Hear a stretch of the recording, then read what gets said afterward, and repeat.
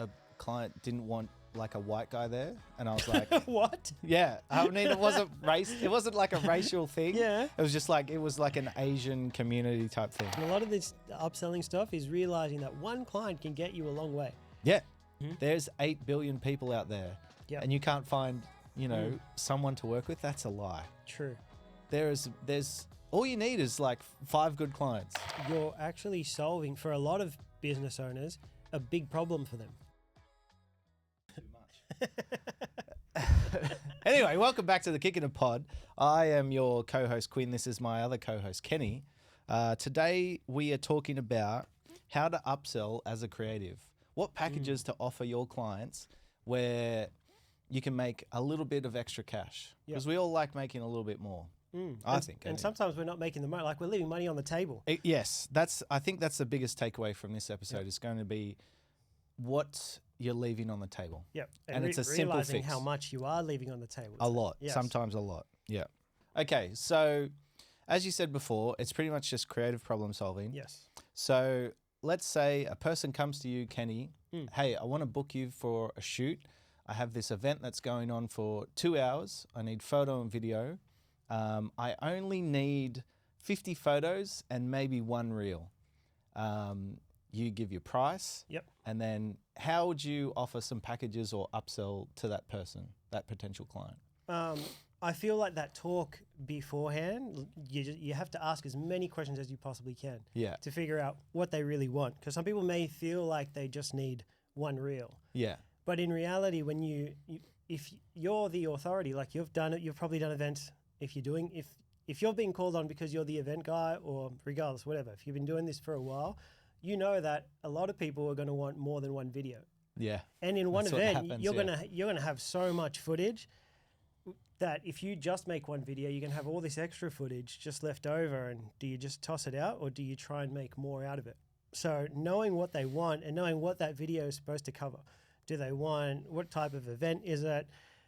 Do you want anything before the event to start promoting the event? Which is something that a lot of people don't. I feel like a lot of businesses, who especially small businesses, don't understand the power of like promoting something before it happens. Yep. Not just the day before, not just the week before, but like the month leading up. Yep. Getting the hype train going. Yeah, I've seen it a lot. Yeah. Where it's like the day before, and then who's going to come? Yeah. Like if you're just not enough people know about it. Yeah, exactly. Not enough eyeballs on it. Yes. So there's a tip for any small business owners out there. So I think just asking a ton of questions about what the event is about, what's going to happen at the event, what do you need covered at the event? Like what are all the things that are going to be happening? Like if we're talking about like a wedding event, are there going to be speeches?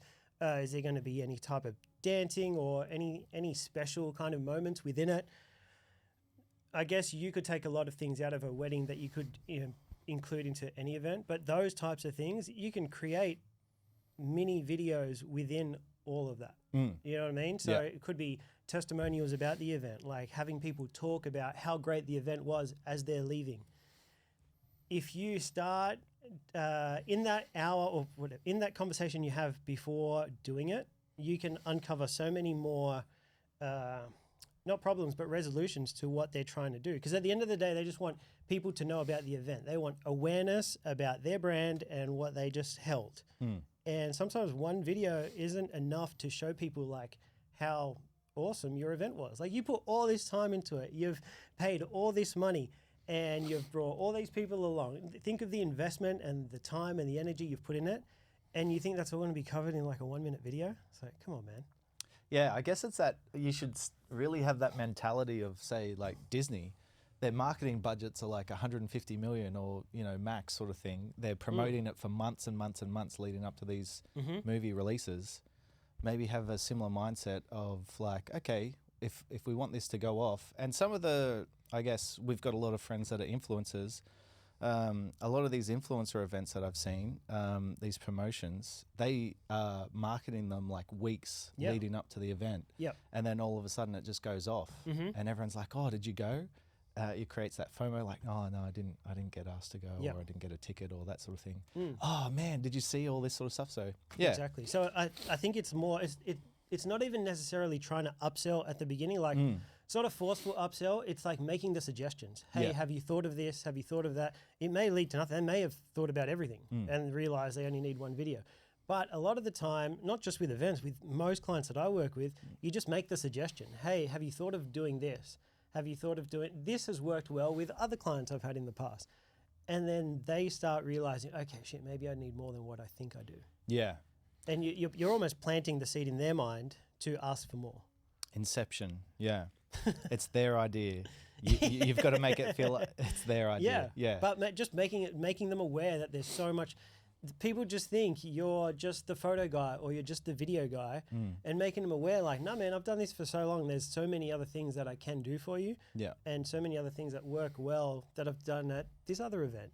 That's a good, sorry, just a quick segue Yeah. there. That's a good, like, you know what used to happen? You used to just be like a photographer or a videographer. But these days now, you're a social media marketer, you're a content strategist, like you're running all these different pages, that sort of thing. Like there's so much that goes into it, being a creative in 2024 that like 5 years ago, it was completely different. Yep. It's all changed. And they're things that you can offer and charge for. Like Exactly, yeah. you have way more value. You're not just the guy with the camera. Yeah. You're not just the photographer.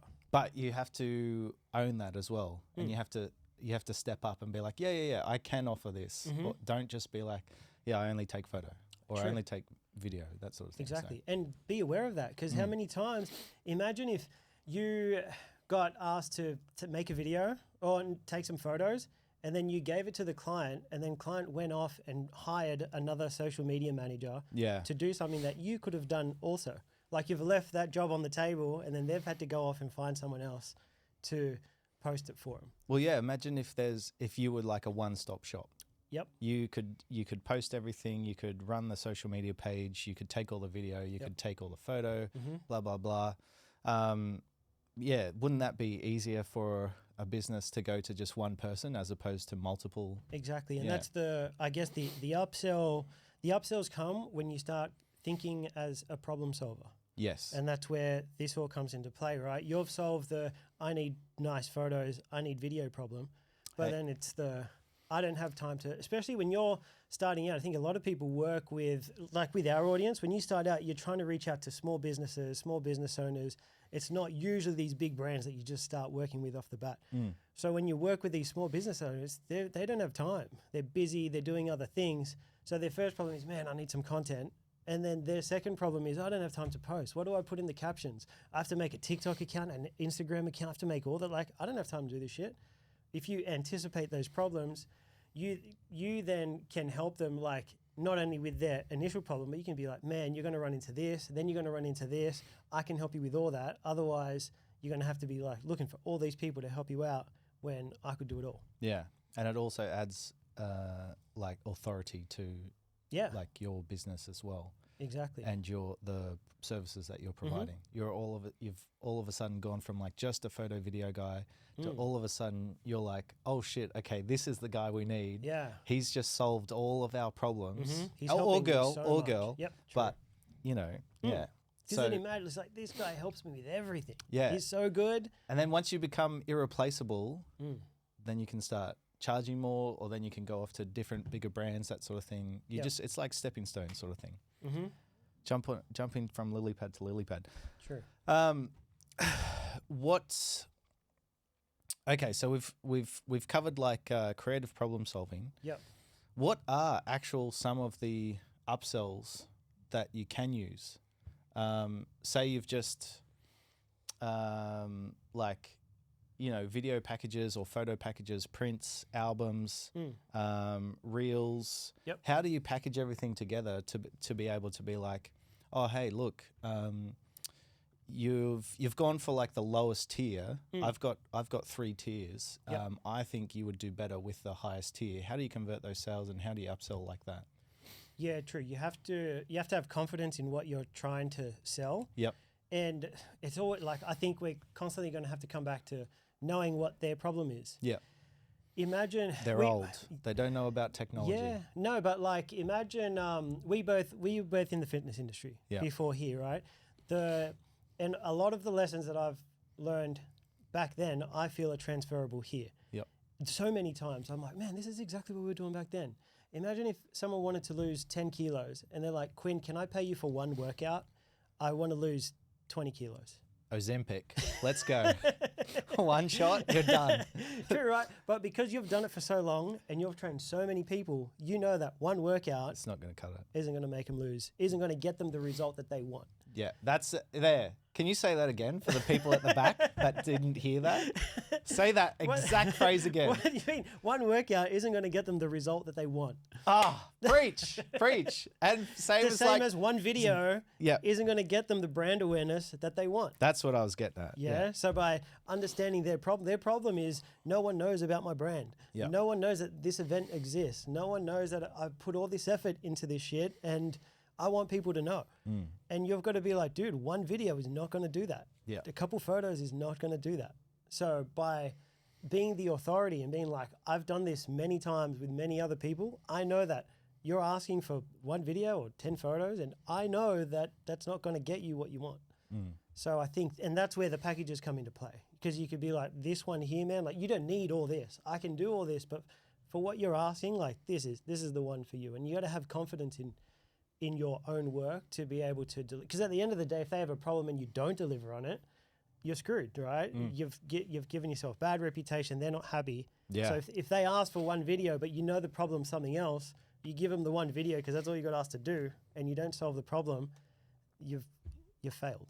That's a good takeaway as well.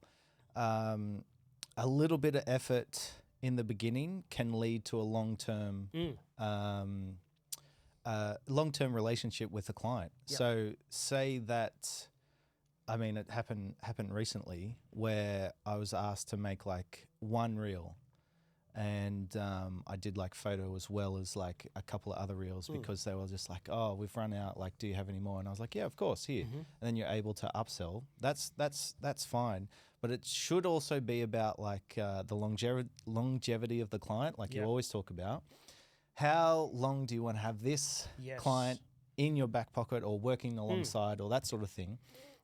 Is it just a one-off where all you got asked to do is you make one video? So you make one video, you get $500, $1,000, whatever it is, and then you're done. And then that client never talks to you again, and you've lost that client forever. It's cool. You have $1,000. You might buy, a new camera or a memory card or something like that, or pay your rent. But now you're back at, the start again. Yep. So now you have to find a new client. 100%. So why not do a little bit extra work in the short term for long-term gain? I think that's the biggest upsell you can do. Like, there's so many little upsells you can do in like one shoot. The biggest one is keeping the guy. Yeah. If someone comes for one shoot and you can deliver like a great experience and you blow them away with what you've been able to do, and you turn that one shoot into many shoots over a long period of time, that's the biggest. That's gonna kill all the time. So sometimes I think you're right, where you can get caught up in like trying to, squeeze all the money you can out of each job and be like, hey man, let me show you some extra photos, let me show you the raw footage and that. Sometimes it's like just give yourself the opportunity to show what you can do. Like you can give a lot of these things away for free with the intention, not really intention, but with the outcome of keeping them for a long period of time. Yeah. Like they come to you for a video and you give them some extra photos and the raw footage and BTS, like you give them some extra videos. You may lose out at the beginning by giving it for free. When you're just starting out, you've got all the time in the world. Like it's not like you're too busy. Take that time to make extra shit, and then you might keep that person for ongoing for who knows how long. And that's a much bigger win in the long term, right? You can make a couple $100 extra now or give that away for free. Show them what you're capable of. They're like, oh shit, he actually makes really good photos. And then it comes into like the care factor of like, oh, he actually cares about this. He's not just in it for the money, or she's just not in it for the money. Yep. Which is another thing that can happen a lot. So again, like going back to like being a one-stop shop, real estate agents especially, sometimes notorious for being cheap. They don't want to go to a photographer, videographer, floor planner, that sort of thing. So if you can do everything yourself and offer everything as a package, you will get heaps of work. So like they would prefer that. they prefer, because I mean, in my experience, they're pretty lazy. Yeah. They just want to sell that. Yep. Like, sorry, that's a lie. They're not. Some of them are lazy. A lot of them are not. They're on the phone 24/7 trying to sell their houses, that sort of thing. Like they're working 7 days a week. That's why they make so much money. I totally understand that. But when it comes to the actual, marketing and creating content and that sort of thing, a little bit lazy. They would prefer just one person come in, shoot the photos, shoot the videos, do the floor plan, do everything like that, upload it so that it's off their hands, so that they can focus on finding the right buyer for this house. Yep. If you can offer that, just like in any small business or in any business, you are going to be ahead of 99% of the rest of everyone else. That's a really good point. Yeah. It's that like some people are afraid to upsell. Like they're like, I'm not a good salesperson and I'm scared to, suggest more. Like they've just asked me for a video. I don't want to ask for any more than that. You've just like, if everything that you're saying is true, like there are clients out there that want someone that can do everything.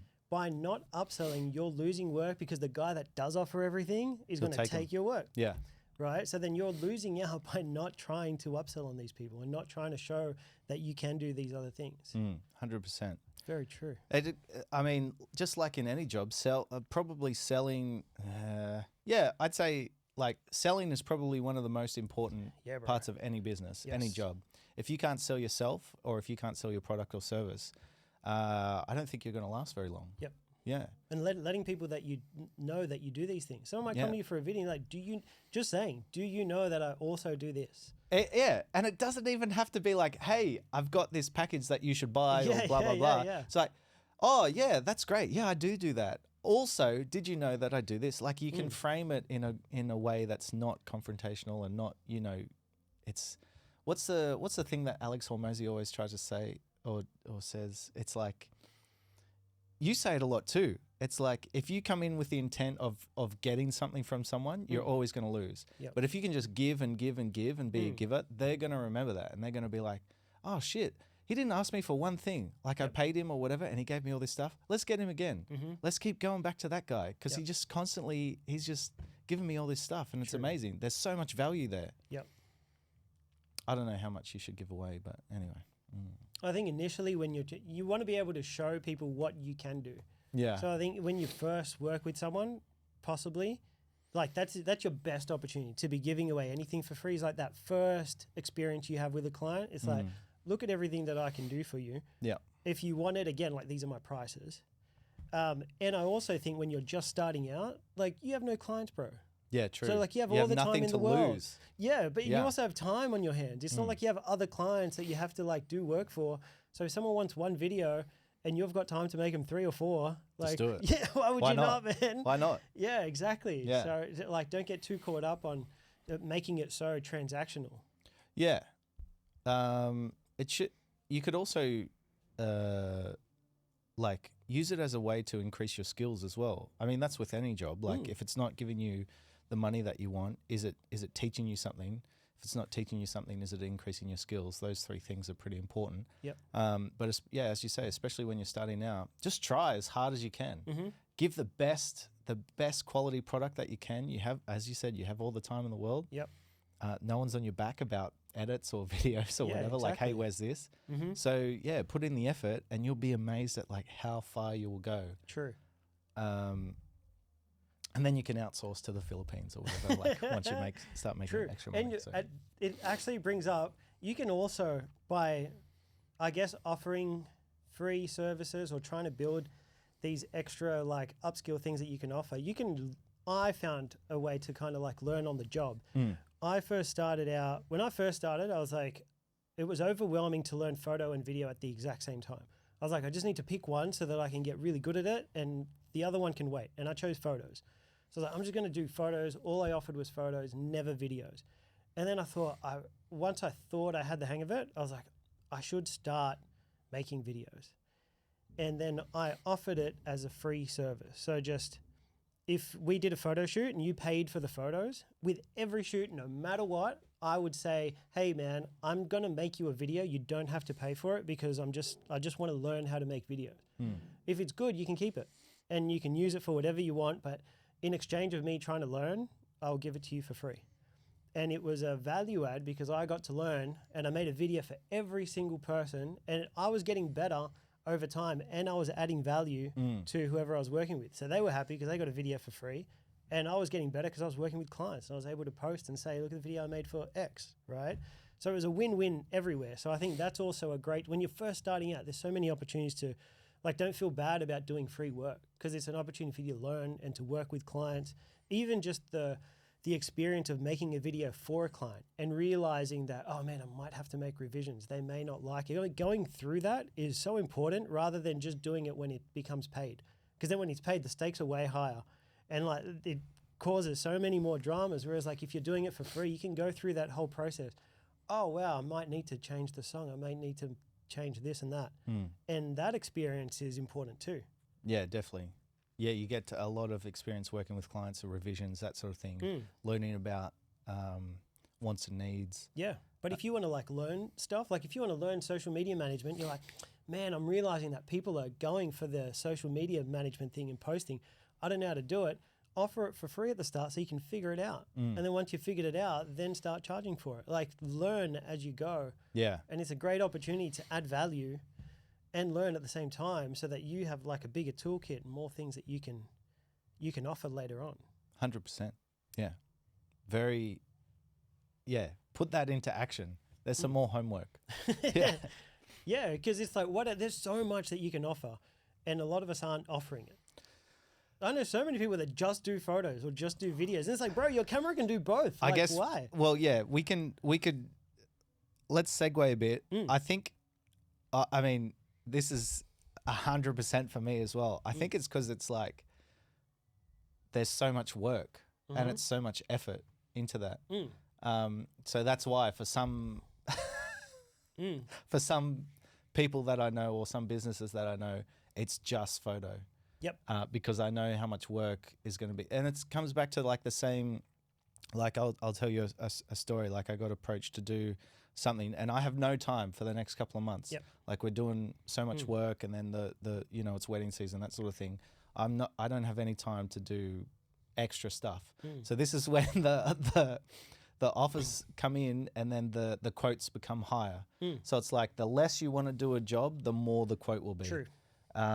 Because then if they say yes, fine. You can take the extra money and you can figure it out, find a way to do the edits or whatever. Yep. But for the most part, people won't take it. And the girl did it, and that's fine. So I was like, yep, that's cool. Yep. Just a tip. So if you get too True. overwhelmed, and if the work's starting to pile up, I would say your prices are too low. Yes. Maybe up your prices a bit, and then if you have too much work, it's the same thing as like when I was a tradie and whatever. All the contractors would like start to up their prices towards the end of the year or when they're starting to get busy, and it's all of a sudden like building a deck or whatever used to be $30K, and then all of a sudden it turned into $60K, and everyone was like, "What the fuck?" Yep. But some people would still pay it. So then it's like, okay, cool, you've doubled your money. You've got a little bit more work, but you don't have to. You don't have to take it. And But you might end up working less. Like exactly. you said, Yeah. less clients, and you're making more money. Yeah. So it's a good way to do it. Yeah. No, you're right. Like, yeah. You're right. I think there's many ways to do it, and it's true. Like, you can offer so many things, but if you hate editing videos, like, why are you offering it? Yeah. As well, right? So it's like knowing, cool, I can make money, but I'm going to be doing all this shit that I really don't want to be doing. So you have to make it worth it. Yeah, you have to either make it worth it, either not offer it, make it worth it so you're charging way more, or I also think there's value in like building a little team or a network, right? Imagine you have a video editor, and it's what we were talking about before. If someone asks you to edit a video and you don't want to do it, if you say no, that person then has to go find another video editor. Yeah. When if you know someone who's part of your team, you can still offer it, right, and not have to do it. So there's so much. You could have like a graphic designer, a video photo guy. So then when someone comes to you, you give them their work, and then they then have to go find a graphic designer. If you're like, no, man, we've got a graphic designer. That's an upsell, and you don't have to do it. Yeah. You'd be like, graphic designer, hey, bro, like I'll pay you $300 to do this for me. I will give you work consistently because this is a client that I work with every week or every month, and then you charge the client a little bit extra. That's an upsell, and you don't have to do it. Yeah, it's it. Another thing, a client didn't want like a white guy there, and I was like, What? yeah. I mean, it wasn't race. It wasn't like a racial thing. Yeah. It was just like an Asian community type thing. Yeah. So I was like, yep, that's totally cool. I've got like it's I know like some Asians. yeah, got heaps of Asian friends who shoot and stuff. So I put the job out there, Yep. and then an Asian guy took it. So it was Yep. like, yeah, cool. There's like like an upsell sort of thing. Yeah, it is. It's like, yeah, cool. Once you build that community, I don't think there's a graphic designer in that circle jerk thing yet. But like, yeah. man, it happens all the time. Like you go to shoots and they're hiring like a hair and makeup artist to do the hair and makeup for everyone. It's like, man, I know someone. Well, that comes back to TFPs as well. In the vast majority of the early days of the TFPs that I used to do, it was a good way to build up a network of MUAs and hair girls and whatever, and guys. And and then you're just like, oh yeah, I know this person. Like, here, she's really good. You should work with her or whatever. Or I've worked with her in the past. It's great.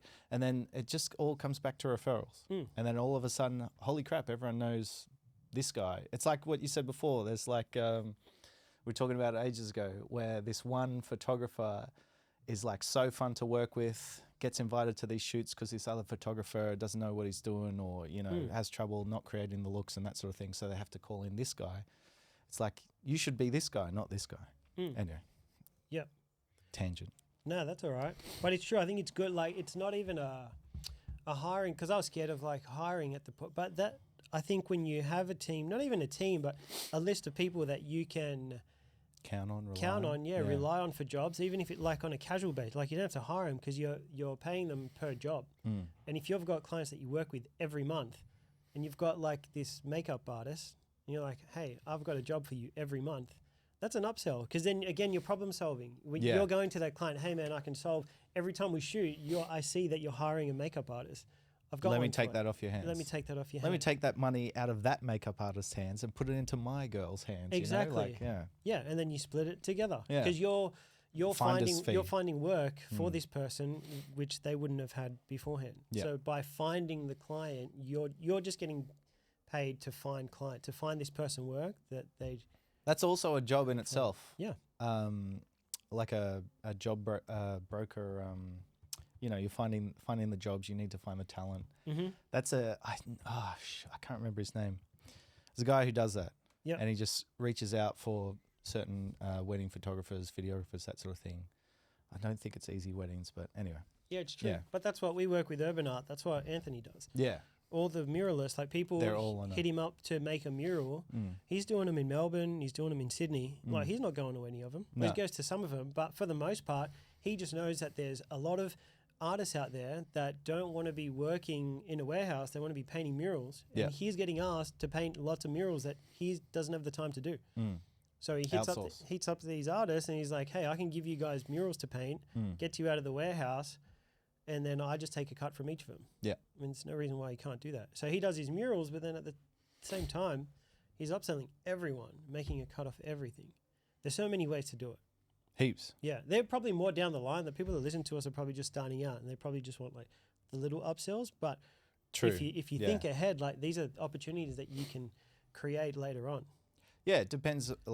And like building that team starts from the beginning. Yeah. Finding people and networking are important from the start. It is tough because like a lot of creative people don't think like that. They don't have the mindset of like how to make money. They have like I just want to create, or I just want to paint stuff, or I just want to shoot stuff. Yep. But you have to try and make money as well on the side, because otherwise, how are you going to do it for a long time? Yeah. How are you going to pay your bills? How are you going to feed yourself? True.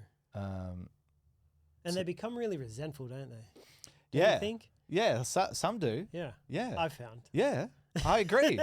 A lot of just, you're then making money now, or whatever. You sell out. I think that's the thing. You're a sellout. They're like, I hate selling. I just do it for the art. Yeah. And I was like, you can do it for the art and get paid too, bro.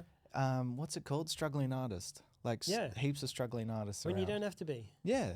You could, I mean, I get it. I get it to a certain degree of like sacrificing a little bit of artistic integrity or maybe quality, working with some different businesses because it's not your vision, and all of a sudden you have to lose control a little bit. But like sleeping on the floor in your apartment as opposed to like, you know, traveling around, you know, going overseas, that sort of thing, shooting whatever. Yeah. There's some good trade-offs. I think so. I don't know. And just valuing your work more. Like, you don't have to be a struggle. I see some people like, bro, your work is amazing. There are so many fantastic like, artists you should out there. not be a struggling artist. Like, your work is too good. Charge for your services. Like, please. Yes. It's ridiculous how many people are doing, like, too many, I think, people are doing it for, I don't know. This is a whole nother conversation where you're just like, you see some people and you're like, man, your stuff is so shit. How are you getting paid for it? And then you see some other stuff and you're like, holy crap. This is amazing. Why don't you have more followers? Why aren't you getting paid more? Like, what is going on? Yep. Obviously, everything's subjective, but you know when something's shit and you know when something's good. You just could be like, holy fuck, that was good. Yeah. Yeah. It's weird, 'cause especially in this industry, it doesn't make sense because you can see like, yeah, you're right. It's subjective, but you can see work that's obviously like really good. Yeah. And some that isn't. And what they're both getting paid doesn't make sense. Yeah. And it's just that person has the cojones. Yeah, the balls to like ask for money. Yes. They value their work more than and their time. And that tends to happen a lot. People who are amazingly creative, are so skillful with everything that they do, they have that imposter syndrome. Yep. Where they don't value their own work, they don't value themselves. Art is an escape for them or whatever, and they think as soon as they start to charge for their work, it will devalue them or whatever. I don't know. Their clients will run away. Yeah. But meanwhile, you have these shit fucking. Oh man, there's this one dude on the TikToks and the, you know, hello fellow kids, and he's like, hey, do you want $1,000 or a free video? And, you know, he's doing all these big productions, all these famous people or whatever, and obviously they all pick the free video. And all the videos are shit. And I don't understand. I don't get it. And it's just, I don't know whether it's a big marketing thing to get, like, extra comments or views or shares or whatever, but every time I see his videos pop up, I'm like, what the? I just don't get it. I'm missing something. Because I would take the $1,000. Yep. But anyway. Just me. But it's finding people that like there's probably someone out there that looks at it and thinks it's worth $1,000. You have to. There would be no one. It is not worth $1,000 at all. No. But yeah, you're right. You have to find. You have to find your people. Someone out there will value your work. They'll look at that and be like, "Holy shit, that's the greatest thing I've ever seen," or "I really want to work with that person." There's 8 billion people out there, and you can't find, you know, someone to work with. That's a lie. True. There's all you need is like 5 good clients. Correct. And you are set. Yep. As a creative. Just 5 good clients on a retainer. Yep. And you're pretty much set. Correct. There's just the wall of like the step of getting over like charging for your work. That's the biggest setback, and upselling a lot of the time. Yep. Sorry, that was a bit of a rant, guys. No, that's all right. Need to. Yeah. I remember when I first started out, when I was just doing photos, I was scared to. I was always scared when the conversation, like you have that first conversation, they're like, "So how much is this going to cost?" I'm like, "Oh man," and I still remember the amount of times I would say the price, and they'd be like, "Oh, well, you're undercharging," like legit. They'd say it to my face. And I'm like, "Oh shit."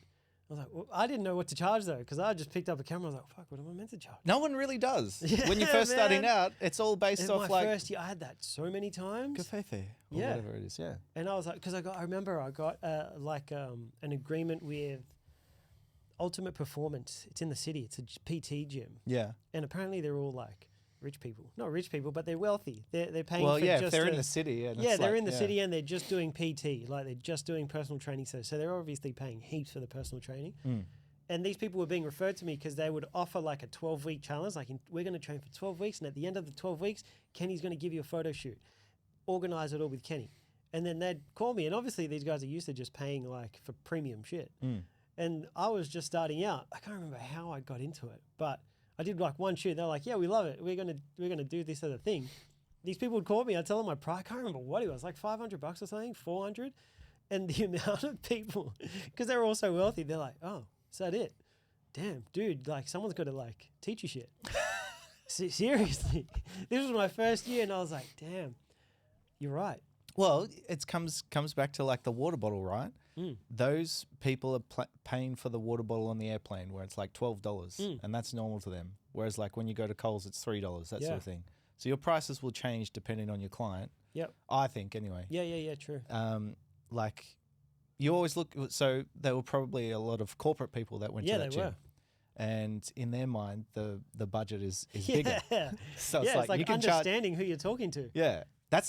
You should charge corporate people, I think, maybe double what you normally would. Just because I've always been like, it's this. And they've gone, okay, cool.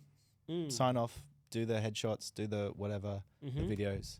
I think double is pretty good for corporate stuff, but could be different for everyone, depending on the budget and stuff. But yeah, it's a good point. Like especially when you're first starting out, you'll set those prices and you'll be like, oh, you're afraid. You're afraid to charge anything. Yeah, it's like $500. Yeah. They're like, oh, I thought it'd be more. Yeah. And you're like, fuck. It's the worst feeling. I should have charged more. Yeah, man. So then on the next one, you're like, oh yeah, it's like $800. Yeah, you just keep going up. Yeah, just keep going up. And then they're like, oh, that's too expensive. And you're like, oh, fuck. So you find that's a good way to upsell and to work out your prices. This has sort of changed a bit, but it's like getting feedback from your clients. It's a really good tip. So getting testimonials and feedback from people that you've worked with, looking back over your portfolio and being like, oh, I remember I worked with this gym in the city. Maybe I should get a testimonial from them. That is another upsell for more work, finding different clients sort of thing. So if you can, always try to get testimonials and feedback from your clients. Yep. Whether it be like weddings, real estate agents, gyms, any sort of small business sort of thing. Something that where it is authentic and paints you in a good light, shows how hard you work, that sort of thing, shows how easy you are to work with, delivers stuff on time, something where you can post that either on your social media or your website. It works wonders. Yep. People want to know that you're not just that you haven't AI generated all your photos or whatever. They want real people to have worked with you and be like, oh, okay, yeah. Yep. Which is a good point. And it's another way you just brought up in terms of upselling. Yeah. If you look at your business, like if you're starting out on your own, you're running your own business, it's like, what does your business need to grow? You just said testimonials would help. Yes, definitely helps. My business needs testimonials to grow. My clients who also run a business need testimonials. Exactly. Who's going to film it? Exactly. Who's going to take the pictures? 100%. There you go. There's your upsell. It's like, realize, what does my business need to grow? Maybe these guys need it too, and just suggest it. Hey, Ken, come down, do the event for me. Cool, I'll make that video. Have you thought about getting testimonials? It's worked great for me. I get a lot of work through testimonials. Oh yeah, man, that's a great idea. We should do some testimonials about the event. There you go. So it's like, realize creative what you problem need. solving. Yeah, exactly. What are your problems within your business? And then if it works for you, it may work for them. A lot of the time it's just making the suggestion. Yeah. And man, I've found that the talking head videos are a lot easier to make, and it's a very easy upsell. Yep. Just giving someone a mic and just asking them a couple of questions, you could easily turn that into 1 or 2 videos. Easy. Yep. It doesn't require all the like creative, subjective stuff. You know, and when you're making those cool videos, it's very easy to start going back and forth because they're not happy with this or that. Whereas like when it's a talking head, they said what they said. Yeah. You know, so those edits are a lot easier to make. So if you're making upsells with videos, I always try and do, if I'm always thinking I want to make some extra videos for this person, I'm getting the mic out straight away and I'm just putting it on someone and just say something for me. Yeah. I've got all this footage that I don't know what I'm going to do with because I made them one video. I've got hours of footage. So this can all be used as B-roll. Yeah. Now, all I need is someone to talk over the top of it because then it becomes genuine. It gives it a personal touch. Imagine you get the owner talking about the event and all the work that they've put together, all the little touches that they've done. Literally a 1-minute conversation. And then you use all that extra footage that you were just going to throw away, slap it over the top of this guy talking. All of a sudden, they're got an like, extra damn, video. and it's a Yeah. video that they probably didn't even expect Yep. was going to come. So I'm always trying to do that. Whenever I'm thinking of like, what's an easy way to make some extra videos? Does someone just want to talk? Yeah, just that.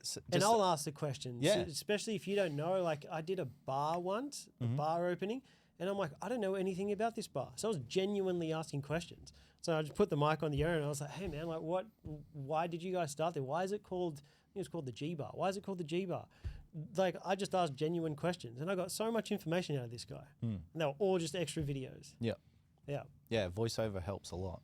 Big time. It can change the feeling of a video, Massively. the emotion. Yeah, you get someone talking over the top of it, it hits because then they're like, wow, that's me talking. Yeah, and then it's like other people that have been to that bar, they'll be, oh, that's Jerry. Holy Yeah. shit! Oh man, he really loves this bar. Yep. It creates that emotion. And usually they're the videos that get the most engagement, and they see that and they get a little high every time they're like, oh wow, people love it when I talk. People love that. They usually, for me anyway, whenever someone's talking, puts themselves in front of camera, especially when people know the owner or they know that they're a little bit outside their comfort zone, they get the most engagement every time. Yeah. And if you're making videos for someone, they want that engagement. That's like their gauge as to how well the video's done. Yeah. People like seeing people. Yeah. But yeah, man, there's plenty there. BTS is another one. Yeah. It's so easy to shoot, even if it's just with your phone. Yep. Right? People would take, they're like, oh, wow. And it's the thing that most people forget. Even we forget, right? Remember when you were saying, like, you spent the first however many years, you had no footage of yourself. Yeah. So did I, right? There was no photos, and I'm like, man, I Those wish I had 360 cameras really come in handy. But yeah, that's a great topic because look at it now. It's only just happened, I would say, probably in the last maybe year or two, where weddings now a really legitimate business is content creation. Yeah, man. Of the day. There was one at the wedding we did. Exactly. So now you can just go to a wedding. You can charge like $1,000 for the day or whatever. I don't know, whatever you want to charge. You just have your phone and you're just getting BTS of the entire day. And then you can airdrop it to the bride or groom and that's your job. Yep. And that has changed. Obviously, for me, I don't really care that much, but it does get a little bit annoying, especially when you're doing video or photo and like they're coming down, getting in. Anyway, can be a bit annoying. It depends on the person, but it's a legitimate job now. Yep. Offering BTS as an upsell, and so you could do that with anything. Yes. You could do that for expos, any sort of event, bar openings, that sort of thing, like influencer events, blah blah blah, whatever. Yep. All of a sudden, people want to see a more authentic, behind the scenes version of what you're shooting. Yep. So that's why the phones are coming in handy. So true. And yeah, who would have thought that you could charge like heaps for just shooting man. on your phone? It's ridiculous. You don't need much gear. Yep. And we've all got one. And the amount of times there's been a shoot and it's like you just like what we both did for solo. It's like, oh man, like no one took any BTS. Oh, I didn't film any of that. Yeah. And that was I wish I did. Yeah. And because you're so caught up in like trying to capture all the moments and like doing your actual job, you forget. But sometimes it's like just set your phone up. I've got so many times. There's heaps of I clips set in my phone and it's like a 20-something minute video because I Yeah. just press record. Yeah. And I just leave it there. And then if I remember, hopefully, I just move it around. Yeah. So I get a couple of different shots. But just doing that can create just something that's a value add. Yeah. And now what I've found is usually there's someone standing around doing nothing. Yeah. And it's like, you just give them your phone. Hey, man, can you just take a couple of do videos? this. Yeah. It'll take you 2 seconds. Every time. It's like, I've starting to become a lot better at that. Like realizing it and just finding the guy or the girl that's just standing around doing nothing. And there's There always usually one. is. Yeah, there's usually at always least one person. And then they feel good because they're like, oh, I've been given a job. I'm doing something. Yeah, and I'm like, hey, can you just film some stuff for me? Yeah. And you can get some really cool stuff from that. Value add.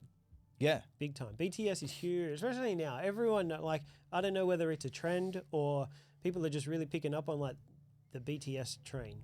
Yeah. Everyone loves the BTS. UGC? What's that thing called? User-generated content? Yeah, where it's just shot on your phone. Yep. A lot of big brands now are doing that too, where they just want like, not BTS, but they Something want raw. raw. Yeah, which is like, can you send me the rules? Yeah, Yeah. sure. That's another. That's probably something that a lot of new guys are probably aren't aware that they're going to run into. Yeah. Which and it And how to deal happens with more than you would think. Yep.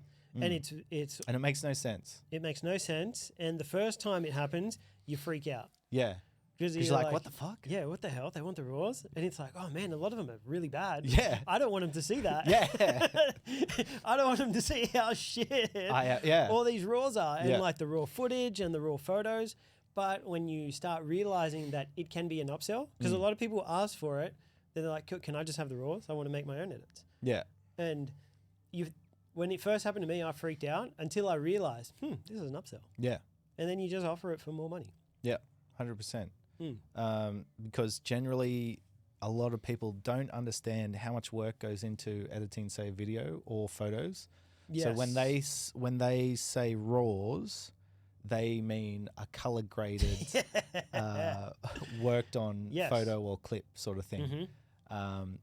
But just give them the raws.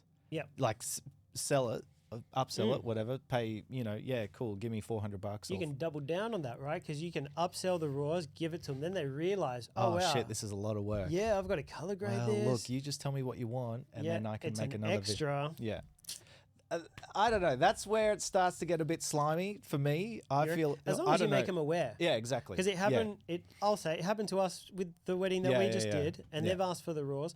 But the thing is, I was very clear. I was like, I'm more than happy to give it to you, but just understand, you're going to have to learn how to color grade because or you just set the expectation. Like as honest as you are, like, hey, if you want to pay for it, I'm happy to put it on a hard drive. Just know that when you do get it, it's not going to look like the video that I gave you. The colors are going to be off.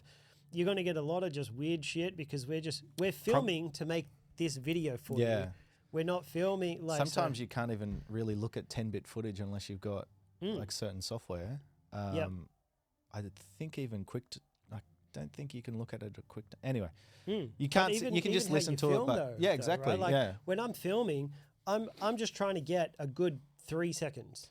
Yeah. And it could be like a 20-second clip. The other 17 seconds are going to be just garbage. Down like, the shoes or shit. the sky. Yeah. And sometimes you're afraid to give that to the client. Even the shoots these days, it's a trend, and I hate it. But it's like the slow shutter, like out of focus stuff. Yeah. And it's like back a few years ago that they were shit shots, and you wouldn't show the client that. Yeah. But all of a sudden, people are asking for that sort of style, and you're like, oh, okay, yeah, no worries. Yep. But yeah, you are right. A lot that goes into the creative process is being creative. And a lot of people who hire creative people aren't really creative themselves. So when they see all your raw footage, they're going to be like, what the fuck? This is weird or this is shit or whatever. So yeah, it comes back to like. And when you're just starting out, I was so scared. I was like, they can't see this. These are bad. Yeah. I've shown you like the best 20 photos. The other like. Well, yeah, that was the advice that I got when I first started out. Is like the clients only see what you show them. Yeah. So there was a few shoots where I'd just be like, oh yeah, I'll put all the raws up. You just pick your favorites, and then we'll go from there. And then a lot of the times I'd be getting these weird photo like requests and stuff, and I was like, why is this happening? And then my friend was like, yeah, you're showing them everything. Yeah. You have to keep a little bit of mystique and like, just show the best ones. And I was like, okay, cool. Yeah, you don't have to show them everything. You don't have to show everything. You don't have to show all those out of focus shots or those blur shots or the shots you missed or whatever. There's so many. Yeah. Especially when a lot of the time with what I've found anyway, whenever they ask for raws, it's always afterwards. They're never asking for it before. Yeah. Like you're sending them whatever they asked for, and then they come back. They're like, "Actually, can I have all the?" It happened every time. I don't know what. And that's because our edits are shit. They had this expectation in their head. You reckon, or they're good. Yeah. And they're like, "I wonder what else he shot." Yeah, exactly. He's yeah, not giving probably us that everything. too. Yeah. I think there was one thing when I used to work for that wedding company where we had a client specifically ask for all the raws. So all the raw video and all the raw photos of the day, because he worked at 9 or 7 or something, and he was going to edit everything himself. Anyway, what ended up happening was got all the raws, and he was like, oh, guys, there's like 500 gigabytes of footage here. Like, what the fuck? And my best friend was like, well, yeah, you asked for all the raws. It's all shot in 10-bit 422, like S-log, you know, Yeah. blah, blah, blah. He's like, oh, okay, like we need to change the contract. You guys can edit stuff, like give me whatever. And then, yeah, he's like, okay, at the added cost, Yep. extra cost. So, Yeah, sometimes it's yeah, I making remember them, that now. making them understand. Yeah. Even with me, when I shoot, when I shoot handheld, I'm not the steadiest dude in the world. Not at all. So I shoot when I know I'm going to slow much something coffee. down. Yeah. Way too much. But I'm shooting like 100 frames a second, right? So you can slow it down later. Yeah, so I can slow it down later. Yeah. But the client doesn't know that, and then you give them this footage, it's shaky as fuck. And they're like, what the fuck? They're like, what the hell? Yeah. And I'm like, no, but I know I'm shooting with the intention of slowing this down later, Yeah. which is something that you're not going to know how to do. Mm. And sometimes you need to explain that too. Like, they don't know any of this. Yeah, it comes, I guess it always comes back to, like, we always talk about setting expectations, having that first conversation with anyone you're getting involved with. A lot of it has to happen before, yeah. Yeah, that pre-production phase of like, okay, setting expectations. What do you want out of this? What do I want out of this? We can come to an amicable agreement on everything and then we'll go from there. But yeah, set those expectations. Yeah, it's big. A lot of it, so much of it is setting it beforehand. And then, but I think with upselling too. Under promise, over deliver. That's just the best advice that you can have. Yeah. Especially when you're first starting out. Yeah. Yeah, that's where a lot of the upselling comes from. And I think once you have all those expectations and they know what they're going to get, the upsells become easier because there's a clear distinction between what they're going to get and what they actually get. They're like, oh, wow, this is all extra. Yeah. And it's very clear. It's like you were meant to get one video, 20 photos, and here's an extra. And it's not, because you set it all out, you wrote it all out beforehand, it's very clear what. This cannot, I'll play devil's advocate again, because this could also come back to bite you in the butt. Yeah, of course. Where, say you do that, you start to deliver more and more and more, and then all of a sudden it becomes expected. Yeah. So where do you draw the line in that process of like, how often should you go back and revisit and be like, hang on a second, like I'm giving these guys so much, I'm not charging enough for it. Yeah. How do I approach this? And then all of a sudden you've lost a client or something. Yeah, true. I think a lot of it is in the first shoot you do. Yeah. It's like, that's when you can show everything. But okay, so if you do it afterwards, you're screwed. But so you've done the first shoot, you've knocked it out of the park. The guys are, holy shit, this guy's a gun, or this girl's a gun. And you've given them double what they expected, sort of thing. Yeah. And then you work for them for like another 3 months or whatever, and then you're always giving that sort of thing. Is that too much, or should you up your prices? Yeah. Like, when do you know? When should you be like, hang on a second, I'm working like a dog, and these guys are, not paying me much, but I'm still offering so much. Yeah, exactly. And that's where you have to be very clear. It's like that first. It's where it's like a drug dealer. You give them a taste and then they're on the hook. But it's knowing what it depends. Like, there's so many ways to do it, but if you were to do it like your way with the packages, you asked for package B and I gave you package C. Which is the top. And package C is this much. See the price? Do Yeah. you know what I mean? Yeah. It's like, guys. So that first time, yeah, I don't see the need in doing it after the first time. So say someone came to you the first time, I want package B. And then you're like, yeah, cool. And then you do it. You've delivered everything that you offer there, plus everything that's in package C.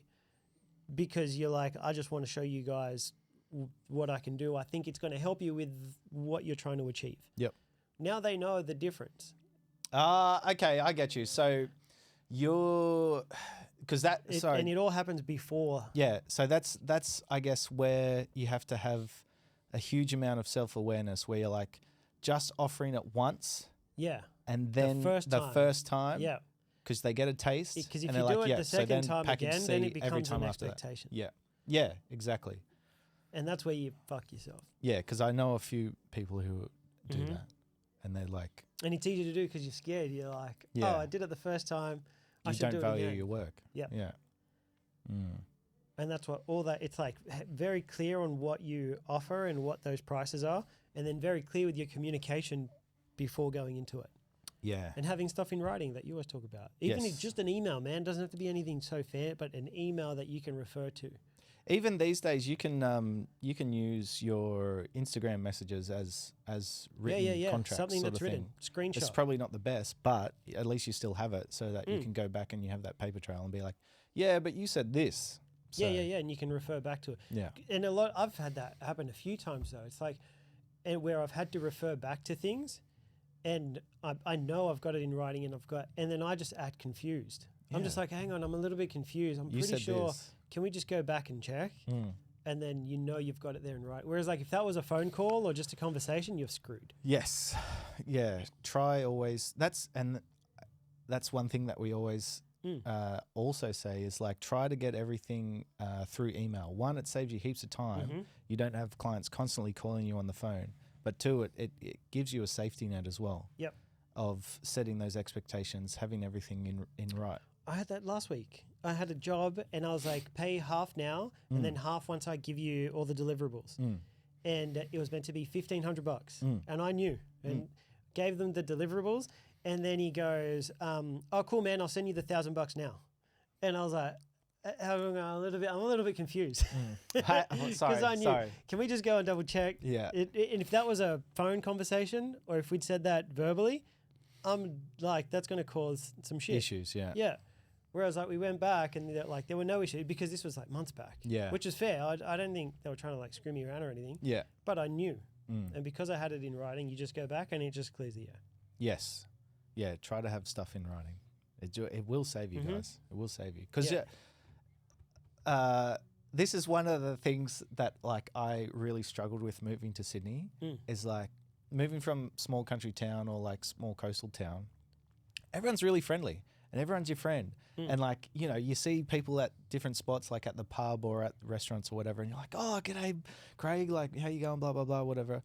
But then when you move to the city, I had to shift a little bit because like not everyone's out to get you, but no one's your friend. And especially in business, just be wary that like no one's your friend.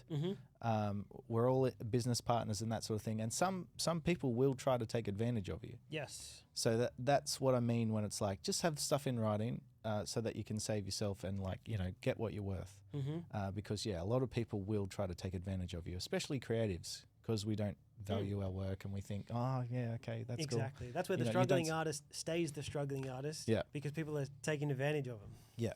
And that's why you're in canned tuna and sleeping on the floor and like, cool, painting and stuff, but still. Anyway,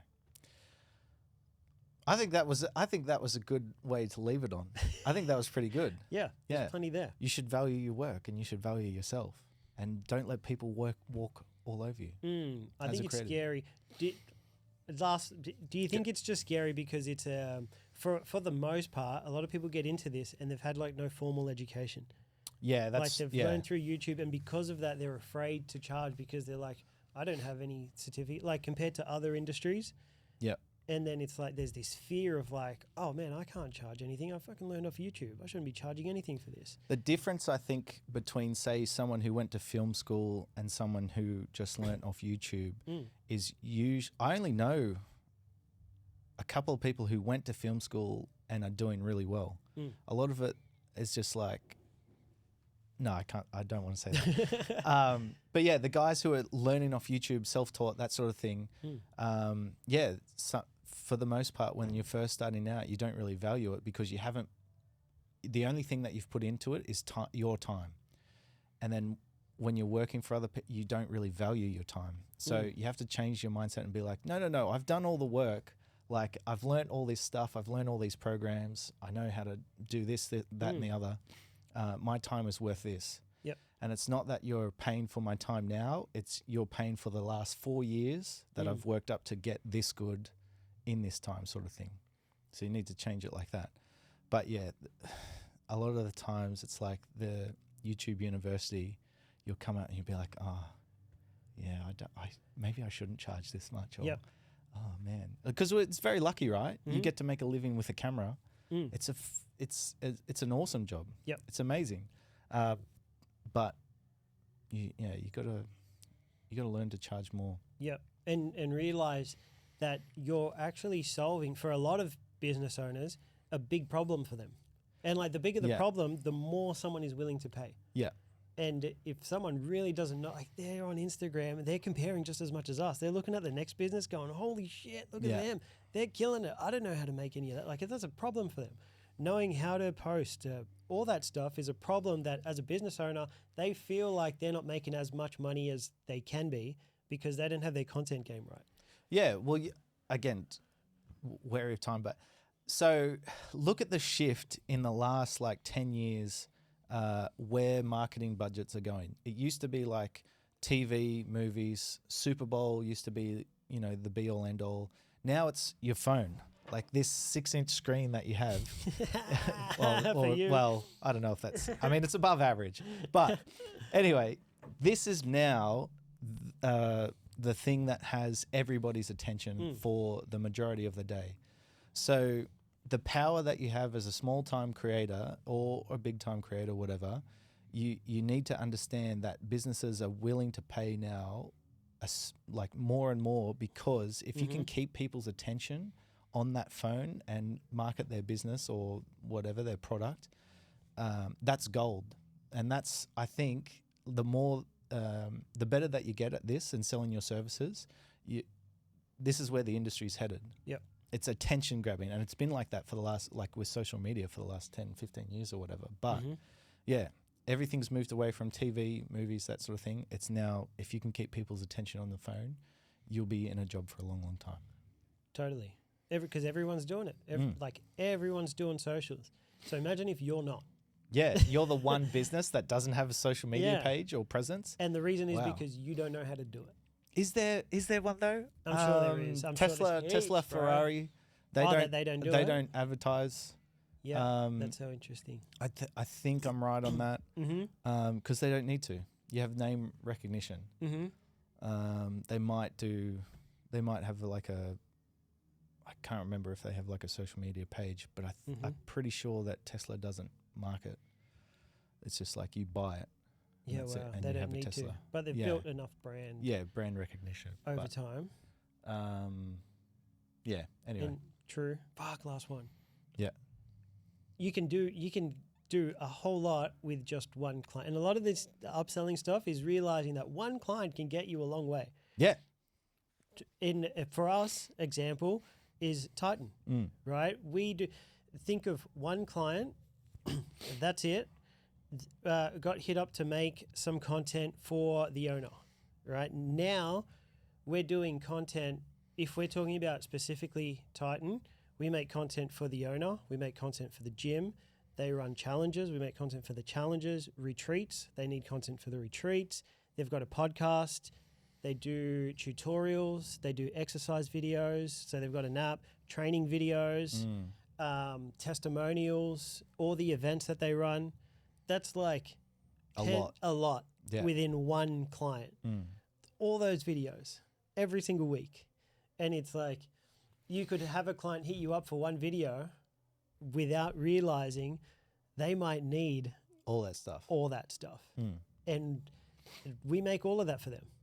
And it's realizing one client can get you a long way if you make them realize the importance of these videos. These videos have big reach.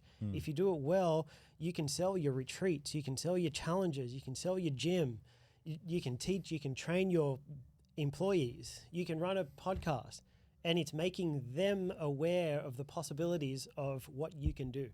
It's like, I'm so good at what I do, I can promote all this shit for you. You want to run an event, I can do that too. And it's making them aware of it. Because some people might just be like, I just want a video, bro. And then before you know it, 2 years later, you're doing all that shit for them. Yeah. Anyway, I end up in Vegas and Thailand working. Vegas and Thailand. Yeah. No, I'm not going to say that. But like one client can take you, like realize the potential that one client can create for you. Yeah. Well, it's like, you just have to start with one and build from there. And have the confidence to be like, I can do that for you. I can do that for you. And build from there. And then that's what I mean. You probably don't even need 5 clients if you're doing that. If you learn how to upsell the right way. True. Yeah. Depends how much work you want to do. Yeah, exactly. Yeah. But or it depends how much you want to grow. But the opportunity is there. Like, think of all the clients that are out there that are willing to pay for videos and photos, and we've created all those opportunities out of one. Yep. And imagine how many, there's freaking millions. True. Especially in Sydney, there'll be thousands and thousands of people that know and are willing to pay money for photo, video, for creative. Yeah. Thousands. And there's so many businesses as well. Like you can go on Seek or Indeed and look like for videographer or whatnot. There'll be like makeup brand companies. There'll be 4-wheel drive. There'll be gyms. There'll be cafes. Like there'll be in-house content creation for this, that, and the other. Like there's so much. Personal brands now are a huge thing. Yeah. So it's not just business. It's like owner of the business wants his own personal. That Alan Wu guy, he's I don't know whether he's found someone, but he was looking for like a videographer, photographer for personal branding. Exactly. So, Think of the opportunities there, right? You make content just for him, and then all the businesses that he runs, if you do a good enough job, you're now creating content for those businesses. It happens. Yep. Picking up a camera can change your life. It can. And learning how to use it properly and have confidence in the way you use it. Yep. Don't sleep on it. Cool, man. That was a great one. Yeah, I think there's some good little anecdotes in there, some good takeaways.